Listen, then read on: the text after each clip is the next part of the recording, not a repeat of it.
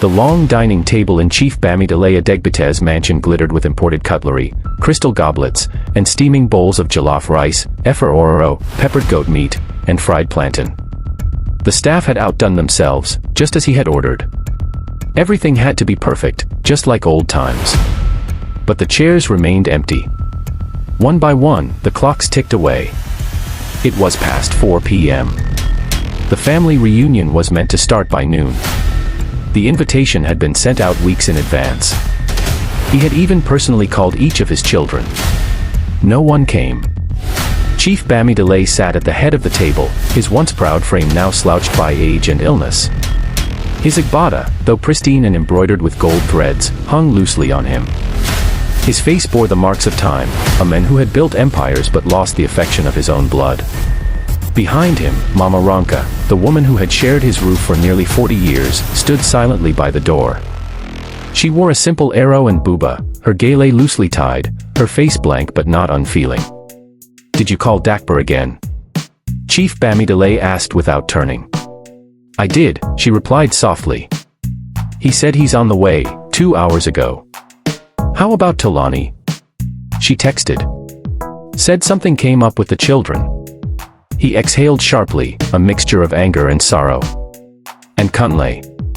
That useless boy?" "I haven't heard from him," she said. "Not since the last time you two fought."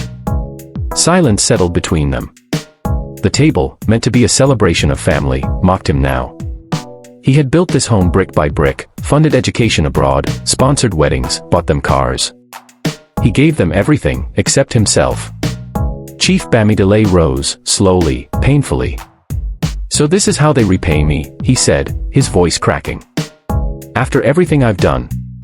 Mama Ronka stepped closer. "Chief, you gave them everything but love. You missed birthdays, you never called unless it was about business or school fees. You were a provider, not a father." He turned to her, anger rising in his old eyes. "Is it not love to provide? To make sure they never suffer like I did? Is that not love?"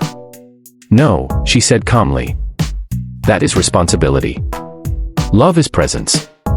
Attention. Listening. Being there." He staggered a bit, steadying himself on the back of a chair.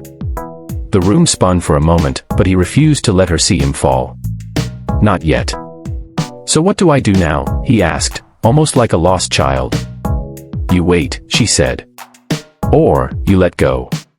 Chief Bamidele looked around again. The food was still warm, the table still full, but his soul had never felt so empty. He turned his eyes to the ceiling, blinking back tears. Not from pain, but from the sharp, bitter taste of realization.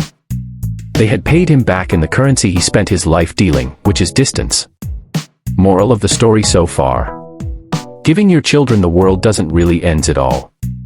Money and success are not enough to hold a family together, but love, time, and presence are the true currencies of connection. The story is a cautionary tale for fathers, mothers, and leaders who prioritize wealth and social standing over the quiet, priceless moments of family life. Please subscribe, comment, like and share. We are Tell It As It Is TV.